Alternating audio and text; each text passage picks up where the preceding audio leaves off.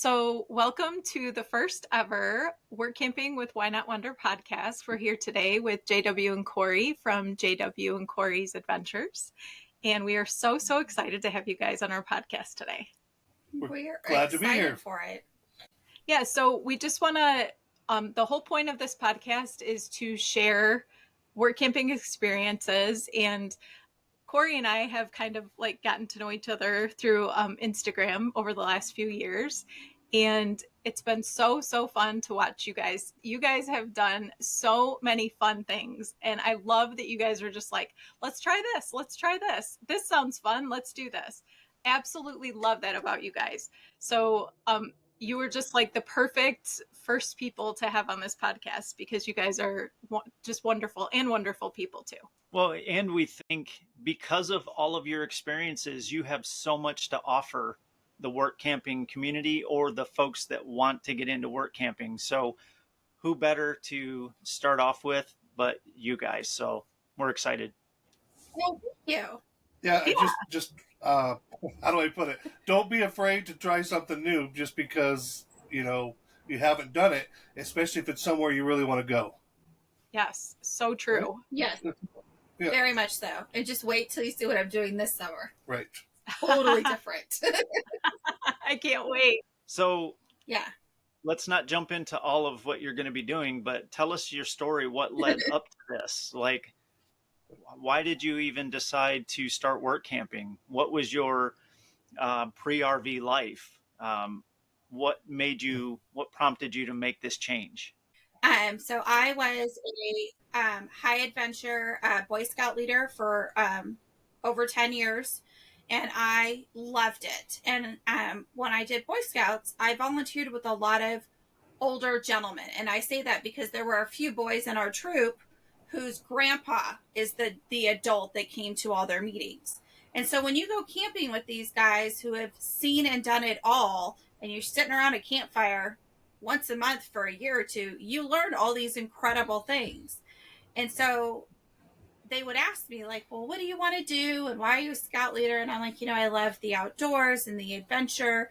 And, I want to do this, I want to get paid to do this. And they were like, you can, right? And I was like, yeah, whatever. That's like not a thing. Because I was a paralegal before. I did civil litigation in California for 20 years. And so that was my adventure outlet. And so I slowly kind of learned about work camping and, park ranger jobs and guides and RVing. And I took a class in Boy Scouts, and one of them was you had to do all these goals. So goals for the community, goals for yourself. And so I decided, you know what? The RV thing is super cool. Being a park ranger would be amazing. So in my 40s, I went to college full time to get my environmental science degree. And I just decided that this is, I'm going to figure this out. I'm going to buy an RV. I'm going to buy a truck. I'm going to get a degree, and I'm going to hit the road. And then I met this guy. So I tell him my story, and he's like, that's a thing? You can work camp and live in an RV and like get jobs? I was like, yeah, I have this all planned out because I've been planning camping trips and summer camps for 10 years as a Boy Scout leader. Fast forward, we decided, okay, let's go ahead and put some money down, and we'll get an RV and we'll camp and learn how to use it for a year, and then we'll leave next year. So we went and we looked. I was skipping that. So we went and put it down. I found this RV. It wasn't quite the right color, but it was the only one of this layout. So I was like, you know what? Let's just put it down. We'll figure it out later. So we put money down on an RV. This is Saturday. Thursday, COVID shut the whole world down. Oh no. So we went ahead and kind of bit the bullet. JW was a plumber when I met him, and he had done some work for a lady who was running a hip camp and starting a petting zoo. And we said, well, why don't we help out? If you have guests staying, we can help, or if you need help with the animals, and in exchange, we can put our RV on your property for a really good rate. So that's how we got started. So we did that to learn the RV, to kind of get a sense of, living somewhere different while still working part-time. we did that for a couple months, and then some things came up, and I had some other plans, and then kind of fast forward, we wound up finding a county RV park, and it was super inexpensive, but almost impossible to get an RV site on the weekends. So for about 3 months, we stayed there Sunday through Thursday, and then moved the RV every weekend for a couple months. And I have to say, as frustrating as it was and as much work as it was definitely one of the best things we ever could have done, because by the time we hit the road, we knew how to set up, we knew how to take down, we knew the RV inside and out, we knew what worked, what didn't work. So I was really grateful that we were able to figure all of that out before we really kind of hit the road. And then we got super lucky, and there's an RV park like 2 minutes from the beach, walking distance from my job, that was having a big promotional sale during the winter. They had a thing where it was $1,000 a month if you wanted to stay for 2 or 3 months. For 3 months minimum. For 3 months. Yeah. And then we kind of got a taste for work camping there, because we they had two laundromats, and one of the laundromats is down, and it's been down for a couple months, and I'm just like, man, this one's so much closer, and everybody trying to use this one laundromat, because there was probably what, 80 spots maybe. Yeah, it was a pretty good sized RV park for California. So I'm like, well, what's going on there? They're like, oh, the water lines are busted underground. And I was like, really? So that's what my specialty is, water lines. So we got a free month. We got some upgrades to the trailer, things like that, and everybody got the laundromat back. That's awesome. It was kind of nice because we went there. I put in a bunch of random applications for work camping jobs. We interviewed at like 4 or 5 places. So that's kind of how that was our first, I guess, from May 1st to about January. And then we hit the road for our first work camping job. So we left San Diego, California for North Carolina. So on that, what kind of jobs have you guys done, if you can remember them all? So we've worked for a small private campground on the Blue Ridge Parkway. That was the very first one. And then we have sold Christmas trees in Fort Lauderdale. I have worked for Amazon. We've been camp hosts for a state park. We worked as a team for Sun Outdoors for a big corporate campground on an island in New York. On Lake Ontario, way up there. Santa Claus is actually, a lot of people know that that's actually a work camping gig. Yep. I have done taxes. We have been bartenders at a tiki bar at a 55 and up RV resort. Yep. What else have we done? We've done the sugar beet harvest a couple times. Yeah. Okay. That is, it's labor intensive, but it's generally worth the money. And then just recently we worked at a restaurant, and I was a hostess, and he was a server for a breakfast at a Holiday Inn restaurant that's just outside the East Gate of Yellowstone. And even he said, like, you want to be a hostess? Like, I've never worked at a restaurant. How fun could this be? He's like, you're joking, right? And it was probably our favorite work camping job so far. Yeah, we loved our time in Yellowstone. Yeah. We haven't done any jobs twice except for the sugar beet harvest, and then the Santa gig will probably be yearly. We did Santa in Houston last year, which is where I worked in Amazon. And then this year we did Phoenix, and we actually stayed in a hotel for 5 weeks. So normally they pay our mileage and our RV site.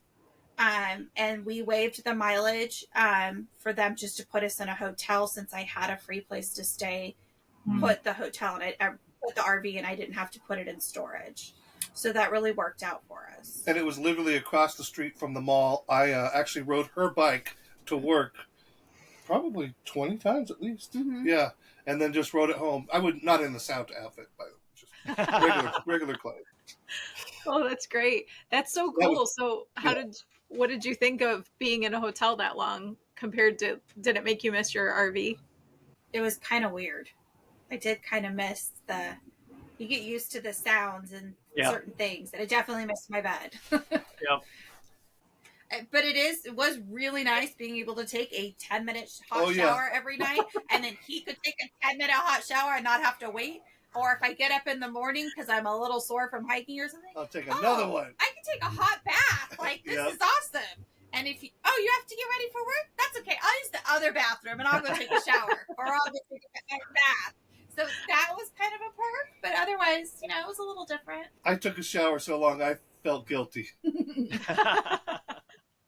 I don't know if that would ever happen to me. I love showers. So with all of those jobs, what is your least favorite part of work camping? I think we'll have different answers. I definitely have an answer. I would say the anxiety of getting there is always awful. I'm super excited, and then that last travel day, I'm totally stressed out. Like, oh my gosh, what if the job's harder than I thought? What if they lied? What if it's not really that great? What if they don't really have sewer hookups? What if the lady is super mean? What if the lady that hired us quit and I have to deal with someone else? Like, all of that goes through my head on that last travel day. I kid you not. Because it's different. Like when you're like when I was a paralegal, like you apply for a job, you know how to be a paralegal. So I would say just as long as you ask the right questions ahead of time, and it gets easier with each job. It does. It really does. Absolutely. I'll be honest, our first job did not work out. We were only there 2 months. We left Memorial Day weekend. And that was scary because we didn't know, because we're so new to it, that you can say no. You don't have to stay. And your house is on wheels for a reason. Yep. If things don't work out, it doesn't matter why they don't work out. Just be honest. And I was super nervous. I went and talked to the owner and the manager Monday morning. Like, we had an honest talk with them, and we actually left on really good terms. Yep. But I learned a lot. There were definitely questions that I didn't realize that you needed to ask for the.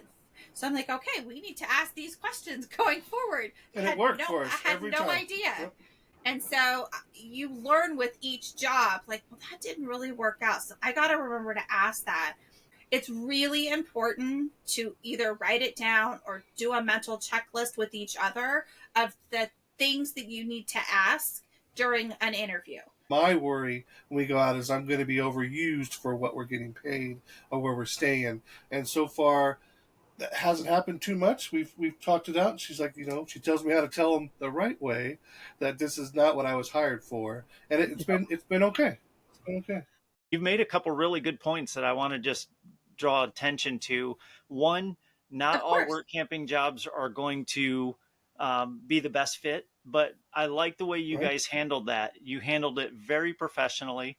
We had a similar situation. A work camping job just was not the right fit for us, and we did the same thing. We went to the management and we talked with them. We were totally upfront, told them what was going on, and we left that job as well. So but it also ended the same way as you guys, where things were tense for, like, we gave them 2 weeks notice, and things were tense for 2 weeks in the office, and your team was cool with you, but things were very tense in the office. And by the time we left, they told us we were always welcome back. We always would have a job there, which is crazy because we were resigning. Resigned, yeah. But it was because of how we chose to handle it, and they told us on the last day that they didn't think we would honor our word. They didn't think we would stay. And we did. So I give you guys credit for that. I wanted to point that out. And then the second thing you mentioned was to ask the right questions. And as you're doing this and living this life, you start to learn, going job to job, what those right questions are. And that's really important. So I'm really glad you brought both of those two things out. Yeah. And Cory, one question I do have for you. What would some of those questions be that you wish you would have asked at that job? Okay. So the biggest issue we had, without getting into it, at that first job, and it's funny because when I asked the lady that I interviewed with in Cody, she kind of laughed when I said it. And she's like, I've never really had anybody ask that. And so culture is huge for me. So I don't know if you can tell, but I have blue hair. I'm a little sassy. I'm from Southern California. I have a few tattoos. I'll just leave it at that. So now I ask, like, what is the culture? And they're like, well, what do you mean? Well, are you guys super corporate, like A, B, C, D? I have to wear my hair in a bun. Like, if they ask, I'll get into the details. Like, what is the culture? Like, do you have a uniform? Do you have a dress code? Are you super picky about certain things? Are you a little more relaxed about certain things? So, but culture is really big because I've worked with some people, and depending on what your background is, it doesn't matter if you were a doctor or if you were a school teacher or if you were a nurse or a stay-at-home mom. You can be a work camper. You just kind of want to get a feel for what the way that they run things. JW, what is your least favorite thing about work camping on more of the guy's perspective? You kind of mentioned earlier you didn't want to be taken advantage of your skills. I don't know. But I've gotten that worked out though, so that's really not an issue anymore. Okay. Like, because we've learned what to say and what to do. It's more the mindset. I try to reiterate constantly for him. A really good example is when we're working at the restaurant. They had a massive plumbing issue in the kitchen. And he kept going, they didn't do that right. And I'm like, okay, here's the deal. Do you like the maintenance guy who's doing it? Then if you want to think of him as a friend and you want to have a friendly conversation with him about the job, not a problem. You can talk shop all day long. But to compensate you for your knowledge and time is all I'm asking for. Also, to add to that, I'm making $6 an hour there. Yes. So there's that. Yeah, you bring up a good point. We all have different backgrounds and we all have different career strengths. And we have a friend who is in the construction background, has so much knowledge, and you can really quickly and easily get taken advantage of for a work camper wage. Yes. And so you make a really good point. Not that you don't want to help people, not that right, because we do. And when we see things, sometimes we might go above and beyond what we're being asked to do at our work camping job to help out. But you don't want to be taken advantage of. And that's what he does. He talks to them and says, if you want me to do this, compensate me what that pay scale would be. Otherwise, I'm going to work camp and I'm going to do what you've asked me to do at this wage. So he has very firm boundaries, and he came to set them very quickly because of the same experiences you guys are talking about. We set ours real quickly. I mean, it was very quick that she was like, nope, this is what we have to do. And I mean, it's worked out, and now it's almost not an issue because I've learned the boundaries now. You know what I mean? And then, so on the other side of that, because I don't want it to sound like, well, we're not getting compensated, because it goes beyond that. And part of it is my mindset is very different because I was in the legal field in California for 20 years.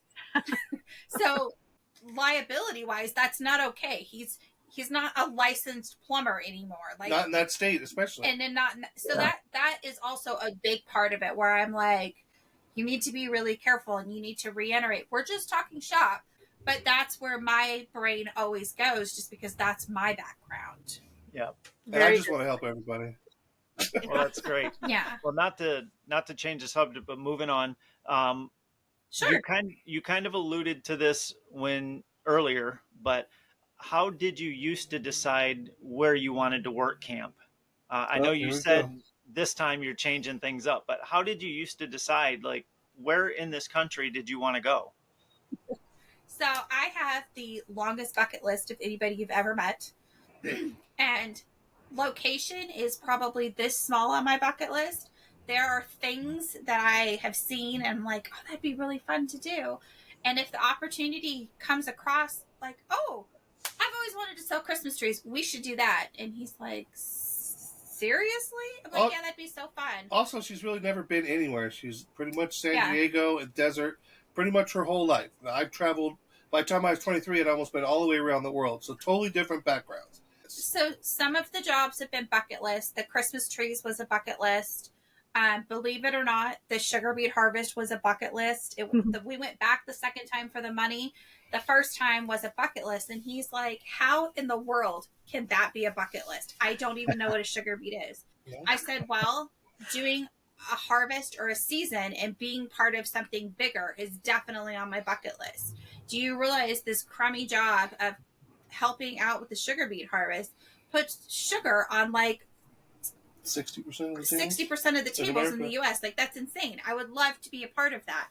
To me, the way I see things, especially since we started RVing, is I don't want to travel through Yellowstone like on a 3-day weekend or on a week. There's no way. Like, I started researching it. I'm like, I need months to see Yellowstone. Oh, yeah. So, like, that's why we picked that job. What I do, too, is if I see an ad or a job and I'm like, oh, that sounds so cool, I will screenshot it and I save it to a folder. So I might not apply for that job for 3 or 4 years. If you're like us, you might be dreaming about full-time RV life, but feeling like it could never happen for you. If you'd like to receive our 3 secrets to becoming a full-time RVer ASAP, go to wineoutwonder.com/secrets and enter your email address, and we will send it right to your inbox. So what has your favorite job been so far, and what is your least favorite job been so far? The job itself, just the like daily job duties, was definitely working at the tiki bar was definitely my favorite.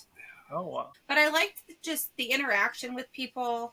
I liked being outside in Arizona in the spring by the pool. People are relaxed. I definitely really enjoyed that job. The job itself probably the most. My least favorite job?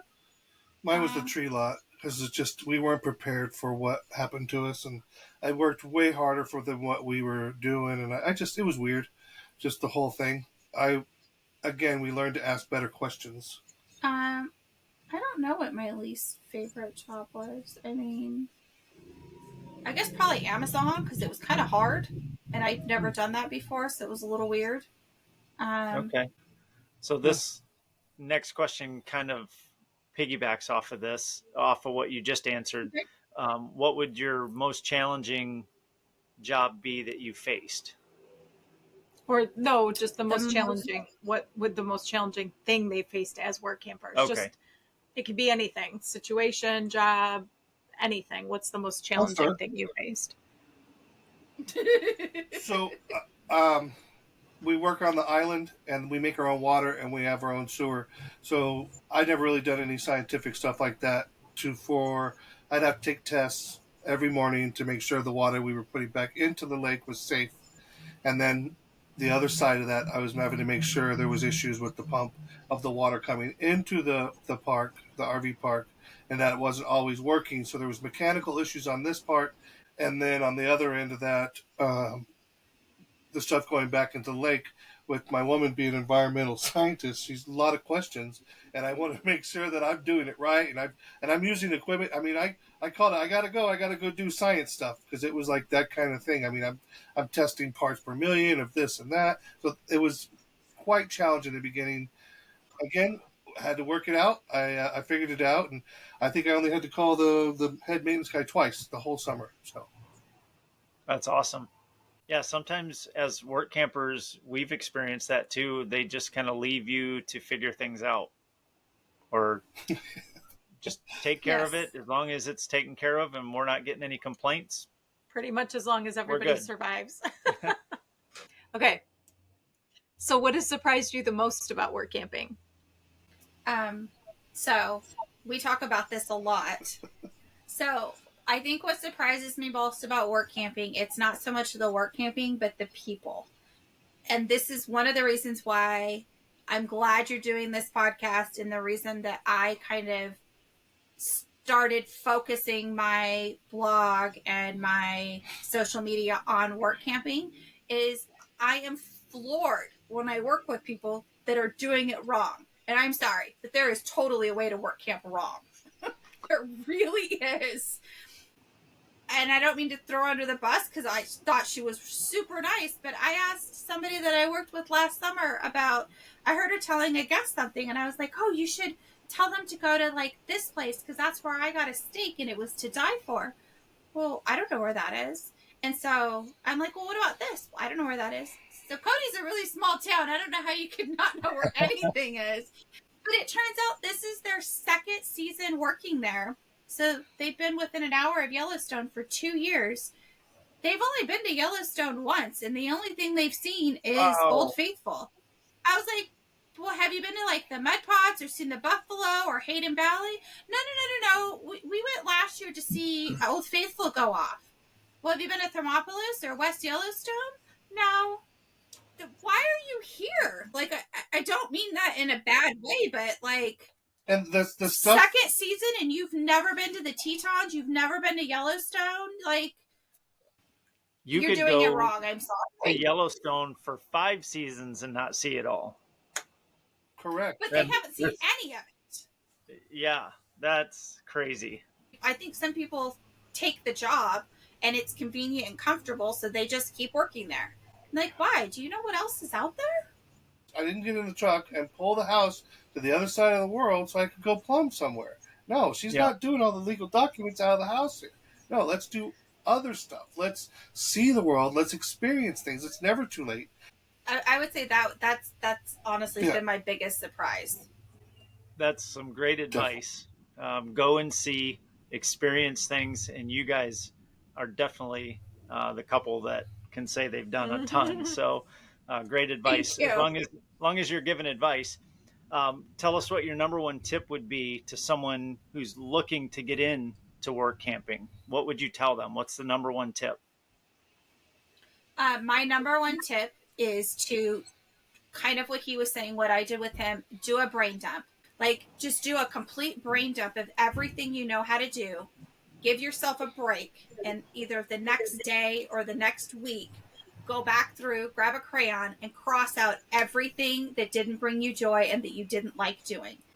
And then take that list and go and find out where you want to go and go from there. And that's a huge jump. It really is. I just see work camping is every time you try something new, keep the door open. Almost every job I've had, I have tried to interview at least 2 or 3 people before we leave and ask them. I ask them, a standard set of questions. Yeah, that's great. I love that advice. Asking 2 or 3 other people while you're at a work camping job and just adding to your knowledge. That's such great advice. So what's your least favorite part about full-time RV life? I think family's the hardest part. They're at the age, people, their whole family, they're talking more, this and that. Not that they've been estranged, but they're talking more than ever. And she's the matriarch of the family also. She says she's not. She is. Plus, we're doing all these adventures, so they want to talk to her. I would say family. Not even so much family, because I do kind of make it a point to come to Arizona every year. I definitely miss my kid, because when we left, he was only 18. I think the camaraderie with, because I love to go hiking and camping, and not having my girlfriends or my tribe that I used to go hiking with has definitely been harder. But in Yellowstone, I had somebody fly out and go camping and hiking with me. Actually, 2 people did. Yeah, so I think that's definitely getting better if people want to come visit me. I just got to find places that people will go, I guess. Right. So out of all of the places you've traveled so far, if between the 2 of you, what would your top 3 be? I guess Yellowstone. Definitely. Probably Yellowstone. Cody, you really loved too. Yeah, so I would say Cody, Yellowstone, Tennessee, and Dry Tortuga was definitely. Dry Tortuga was a huge bucket list, and it was definitely way more than I was expecting. Way more. That's cool. We haven't been there yet, but No. I would love to go there. So what's been the most challenging thing that you faced on the road as a full-time RVer? Healthcare is definitely interesting. Healthcare, I feel like that's almost a given. Someone who is living in their home and they're reaching out and asking you how they get into RV life, full-time RV life. What would be your number one tip to them? What do they need to do to get into full-time RV life? It's funny you ask that, because I just did a how-to guide that I'm trying to get on my website, and I would say before you buy an RV, before you do anything, have a talk with whoever you want to RV with and come up with what you think 6 months or a year looks like from now. I don't think you should jump into it unless you kind of have an idea. Like, do you want to travel around the country? Do you want to work camp and be somewhere for 6 months and then move and be somewhere else for 6 months? Kind of have an idea of it. You don't have to have it worked out, but have an idea of how you want to live so that when you go to look for an RV, you know what to look for. Like, I went from 110 square feet where I was living for 3 years. I moved up. I mean, it's bigger. It's a lot bigger. Not many people can say that. So in closing, tell us where people can find you on the internet, on social media, on the World Wide Web. Sure. All of our stuff is exactly the same. It's JW and Cory Adventures, and it's all spelled out. So it's JWandCory, and then Adventures. And then I post most of my stuff on Instagram. I do post it on Facebook.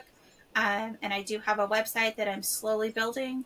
And I'm not on YouTube yet, even though I keep getting asked for it. I'm not quite there yet. And then your other one, Cory. And then if you do go to JW and Cory Adventures, I actually do social media management part-time as well. So I do have Instagram for that.